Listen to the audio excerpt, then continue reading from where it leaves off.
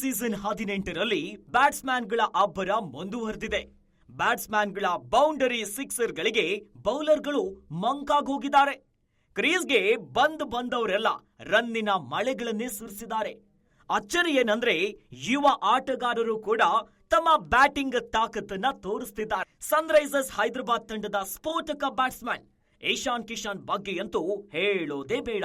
ಈ ಸೀಸನ್ನಲ್ಲಿ ಮೊದಲ ಸೆಂಚುರಿಯನ್ನ ಬಾರಿಸಿದ ಸರದಾರನಾಗಿದ್ದಾರೆ.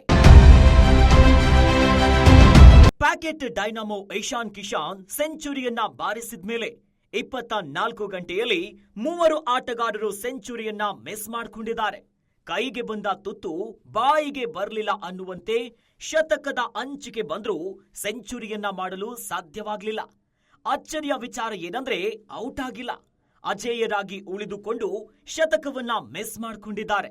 ಅಹಮದಾಬಾದ್ನಲ್ಲಿ ನಡೆದ ಗುಜರಾತ್ ಟೈಟನ್ಸ್ ವಿರುದ್ಧ ಪಂಜಾಬ್ ಕಿಂಗ್ಸ್ ತಂಡದ ನಾಯಕ ಶ್ರೇಯಸ್ ಅಯ್ಯರ್ ಸಿಡಿದೆದ್ದಿದ್ರು. ಕೇವಲ 42 ಎಸೆತಗಳಲ್ಲಿ 5 4ಗಳೊಂದಿಗೆ ಬರೋಬ್ಬರಿ 9 6 ಅನ್ನ ಚೆಚ್ಚಿದ್ರು. ಆದರೆ ಸೆಂಚುರಿ ಮಾಡಲು ಸಾಧ್ಯವಾಗಲಿಲ್ಲ. 97 ರನ್ ಅನ್ನ ಬಾರಿಸಿದ್ದ ಶ್ರೇಯಸ್ ಅಯ್ಯರ್ ಅಜೇಯರಾಗಿ ಉಳಿದುಕೊಂಡ್ರು. ಕೇವಲ 3 ರನ್ನಿಂದ ಶತಕ ವಂಚಿತರಾದ್ರು. ಇನ್ನು ರಾಜಸ್ಥಾನ್ ವಿರುದ್ಧ ಕೋಲ್ಕತಾ ನೈಟ್ ರೈಡರ್ಸ್ ಪರವಾಗಿ ಕಣಕ್ಕಿಳಿದಿದ್ದಂತಹ ಡಿಕಾಕ್ ಬೆಂಕಿಯಂತೆ ಆಟ ಆಡಿದ್ರು. 61 ಎಸೆತಗಳಲ್ಲಿ 6 6 8 4 ಸಮೇತ 97 ರನ್ ಅನ್ನ ಪೇರಿಸಿದ್ರು. ಔಟ್ ಆಗದೆ ಅಜೇಯರಾಗಿ ಉಳಿದುಕೊಂಡ್ರು. ಇನ್ನು ಶತಕದಿಂದ ವಂಚಿತರಾದ್ರು. ಕೇವಲ 3 ರನ್ನಿಂದ ಶತಕ ವಂಚಿತರಾಗಿದ್ದು ಡಿಕಾಕ್ ಅಭಿಮಾನಿಗಳು.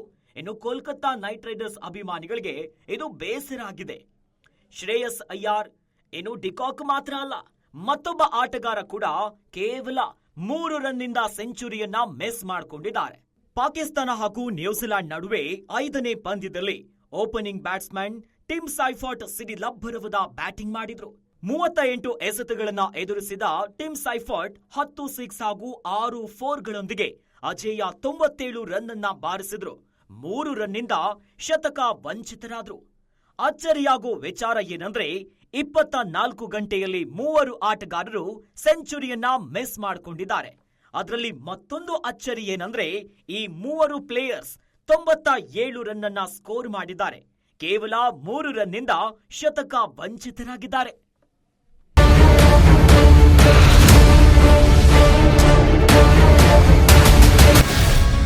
ಗ್ಯಾರಂಟಿ ನ್ಯೂಸ್, ಸುದ್ದಿ ಖಚಿತ, ನ್ಯಾಯ ನಿಶ್ಚಿತ.